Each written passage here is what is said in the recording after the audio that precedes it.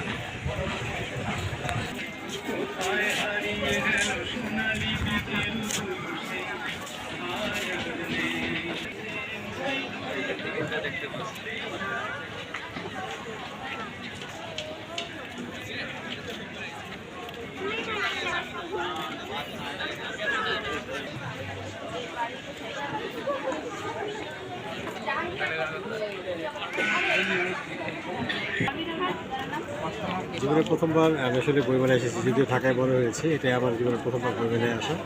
আসলে বইমেলায় আসার কোনো বুঝতে পারতাম না যে আসলে বইমেলার মধ্যেও এতটা আনন্দ নিহিত আছে।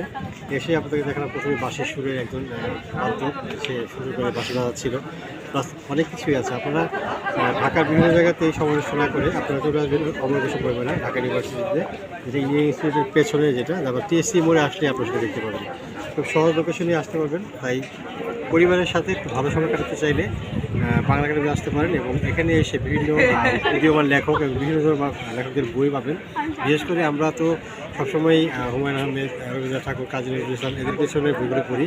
এরা উদীয়মান লেখক আছে, তাদের বিভিন্ন কিছু পাওয়া যায় এবং অনেক প্রকাশনী স্টল আছে যেখানে আপনার বই এখানে পেয়ে যাবেন এবং সেটা পড়তে পড়তে খুব ভালো লাগবে। তাই হয়তো বিভিন্ন কিছু সমালোচনা না করে চেষ্টা করবেন যে বাংলা একাডেমির যে বাংলা অমর একুশে বইমেলা আছে সেই বইমেলায় আসতে। আর অবশ্যই ভালো থাকবেন, সুস্থ থাকবেন, টিভির সঙ্গে থাকবেন। আসসালামু আলাইকুম।